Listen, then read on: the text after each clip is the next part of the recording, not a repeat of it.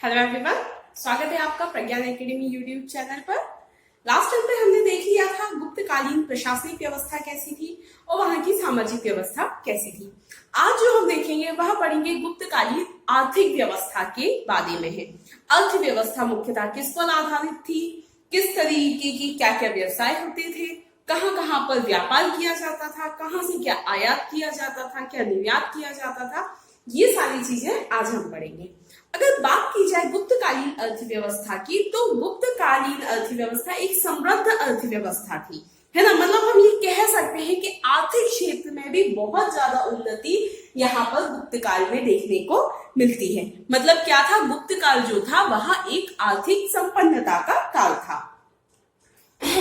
तो गुप्त काल आर्थिक संपन्नता का काल था। अगर हम बात करें कि गुप्तकालीन अर्थव्यवस्था मुख्यतः किस पर आधारित थी, है ना, तो गुप्त काल की जो अर्थव्यवस्था थी वह मुख्यतः कृषि पर आधारित थी। जैसा अभी तक हमने जितने भी, मुझे लग रहा है जितने भी राजवंश पढ़े हो या जितने भी शासक पढ़े हो, हर उसकी में हमने अगर अर्थव्यवस्था देखी है तो वह मुख्यतः कृषि पर ही आधारित रही है।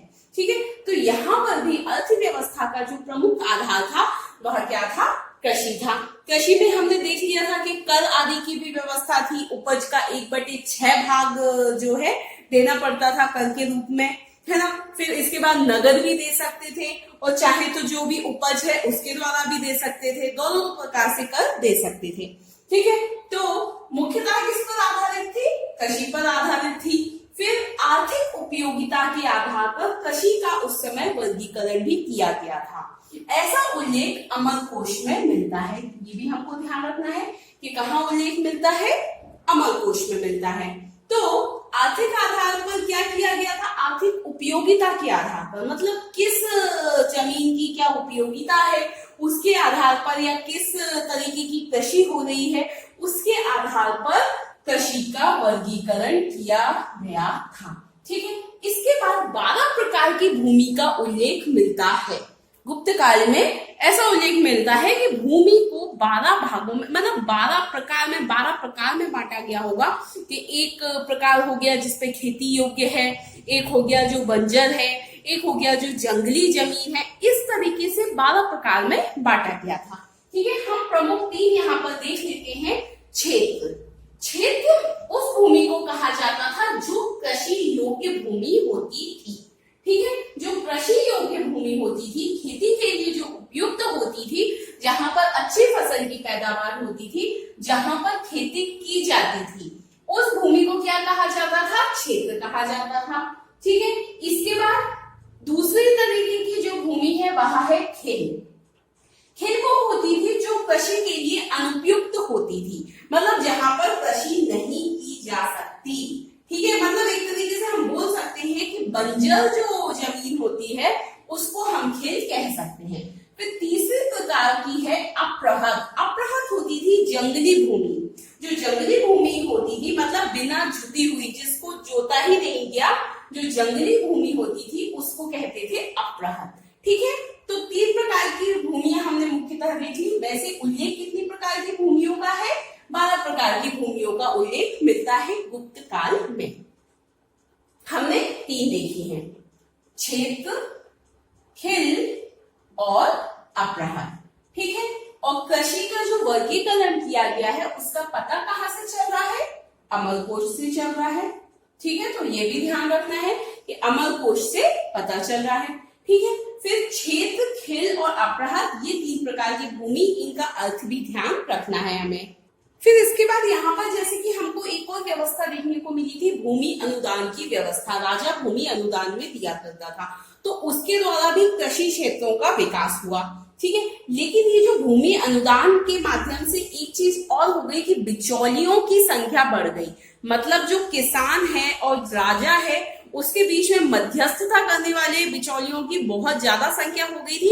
इस कारण इस काल में जो किसान थे उनकी, मतलब ऐसी स्थिति हो गई थी जैसे दास की तरह स्थिति उनकी हो गई थी। मतलब बिल्कुल दासों की तरह उनकी स्थिति हो गई थी, क्योंकि बिचौलियों की संख्या में बहुत ज्यादा बढ़ोतरी यहाँ पर हो गई थी। अगर हम बात करें कि सिंचाई का क्या साधन होता था, तो मुख्यतः तो किसान जो थे वह सिंचाई के लिए वर्षा के जल पर ही निर्भर रहते थे।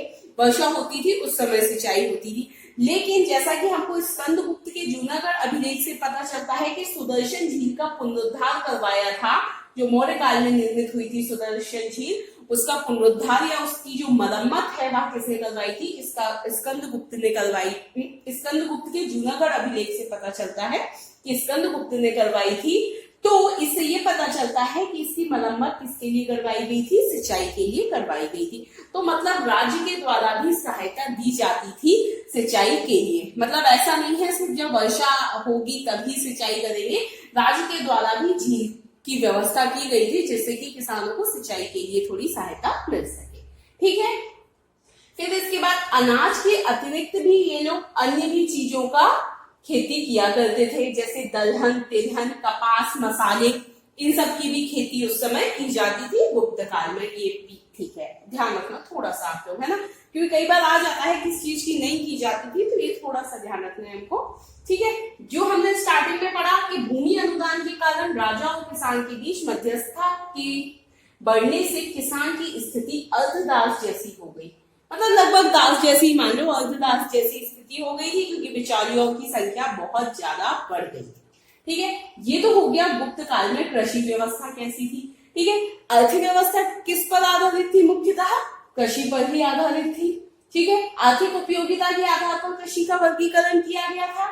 ऐसा किसमें लिखा है, अमरकोश में लिखा है। 12 प्रकार की भूमि का उल्लेख मिलता है गुप्त काल में। ठीक है, हमने 3 मुख्यतः देखी, क्षेत्र, खल और खेल और अपराध। अब इसके बाद है शिल्प उद्योगों का विकास। इस समय शिल्प उद्योगों का बहुत ज्यादा विकास देखने को मिलता है। ठीक है, गुप्त काल में शिल्प उद्योगों का बहुत ज्यादा विकास हुआ। इसमें शिल्प उद्योगों में जैसे जो दैनिक उपयोग की जो चीजें बनाने वाले उद्योग हैं उनका भी विकास हुआ, जैसे कि टोकरी है, मृदभांड आदि है जो दैनिक उपयोग में आते हैं, उनका भी विकास हुआ। फिर उसके बाद वस्त्र निर्माण इस काल का प्रमुख उद्योग था। वस्त्र निर्माण में मतलब बहुत ज्यादा विकास देखने को मिलता है। ये इस समय का प्रमुख उद्योग था गुप्त काल का। ठीक है, गुप्त काल का प्रमुख उद्योग क्या था, वस्त्र निर्माण। ठीक है, अब वस्त्र निर्माण के जो प्रमुख केंद्र थे वे थे मथुरा, कामरूप और बनारस।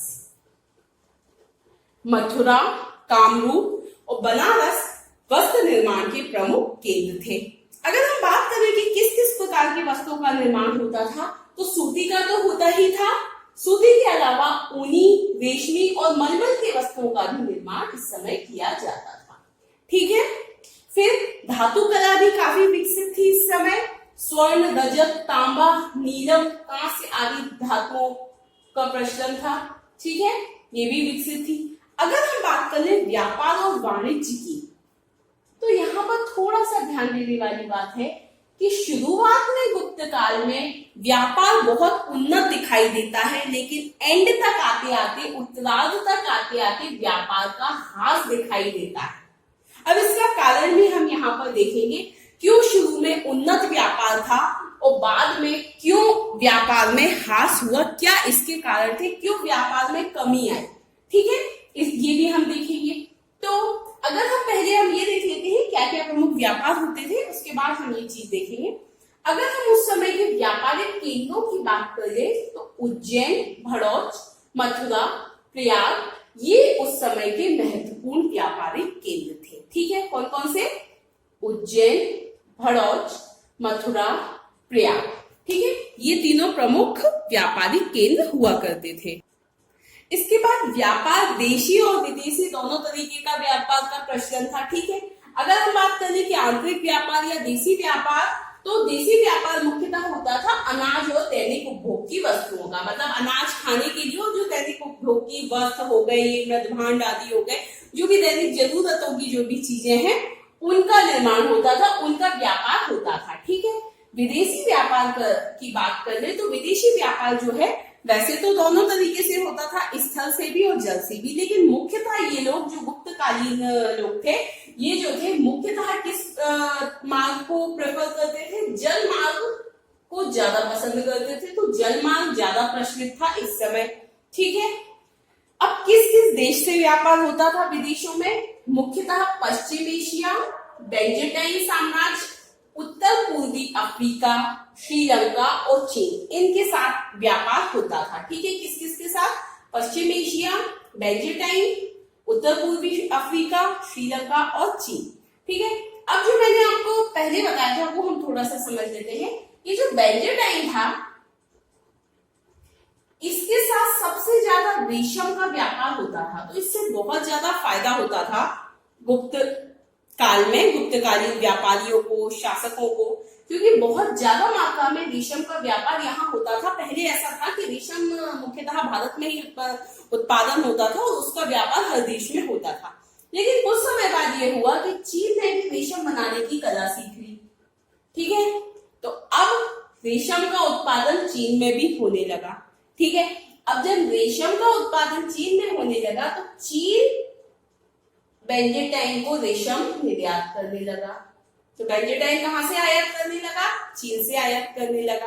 तो भारत के व्यापारियों पर इसका प्रतिकूल प्रभाव पड़ा। भारत के व्यापार, भारत की जो अर्थव्यवस्था थी उस पर बहुत ज्यादा नकारात्मक प्रभाव पड़ा, क्योंकि एक बहुत बड़ा जो भाग जो बाहर निर्यात होता था, क्योंकि आय का बहुत प्रमुख स्रोत था, वो कम हो गया सीधे सीधे। ठीक है, तो ये भी एक महत्वपूर्ण कारण रहा जो हम बोल रहे हैं कि बाद में व्यापारिक गतिविधियों में जो कमी आई, तो जो अर्थव्यवस्था में कमी आई, ये भी एक मतलब पतन का कारण बनी थी गुप्तकालीन शासकों के। ठीक है, गुप्त साम्राज्य के ये कह सकते हैं हम। ठीक है, तो ये आपको समझ में आ गया। पहले क्या था? बेंजेटाइन से बहुत अधिक मात्रा में रेशम निर्यात होता था बेंजेटाइन को, लेकिन जब चीन ने सीख लिया रेशम उत्पादन का तरीका, रेशम कैसे बनाया जाता है, तो फिर चीन निर्यात करने लगा था। तो इससे बाकी के भी जो पश्चिमी देश थे उनके साथ भी भारत के संबंध जो थे वह थोड़े से कमजोर हो गए थे।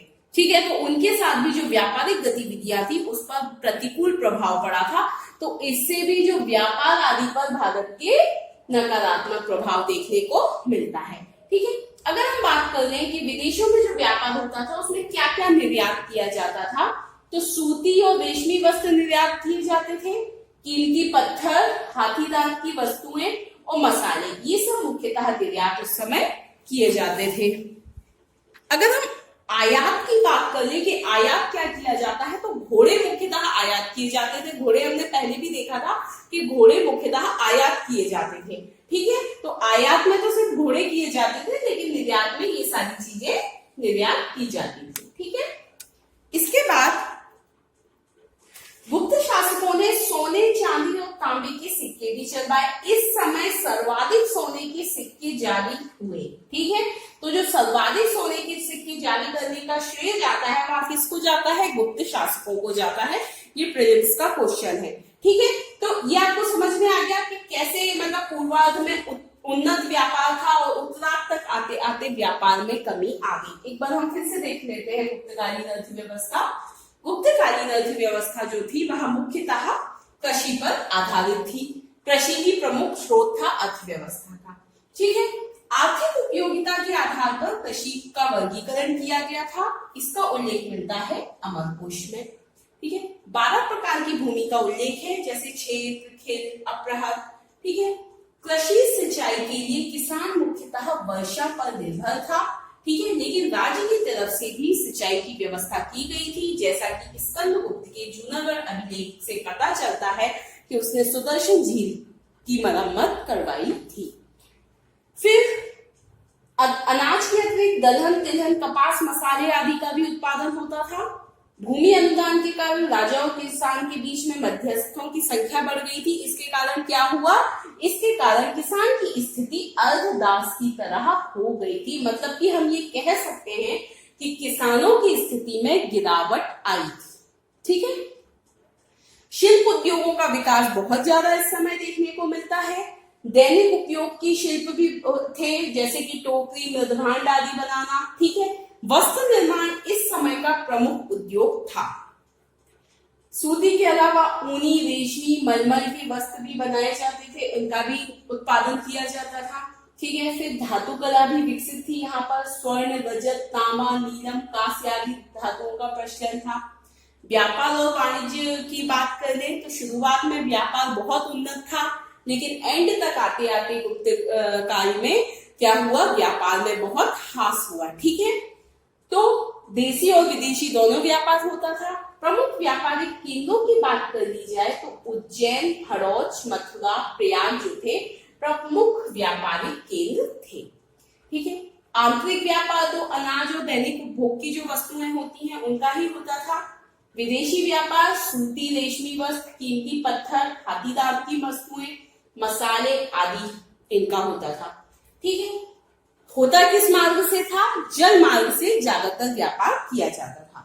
किस किस देश से होता था, पश्चिमी एशिया, बेंजेटाइन साम्राज्य, उत्तर पूर्वी अफ्रीका, श्रीलंका और चीन, इनके साथ मुख्यतः व्यापार किया जाता था। फिर अगर सिक्कों की बात कर ले तो गुप्तकालीन शासकों ने सोने, चांदी और तांबे के सिक्के चलवाए और जो सबसे ज्यादा सिक्के चलवाए गए हैं वह किसके चलवाए गए हैं, सोने के सिक्के चलवाए गए थे। ठीक है, अब नेक्स्ट चरण पे हम देखेंगे गुप्तकालीन सामाजिक नहीं धार्मिक व्यवस्था। Okay, thank you.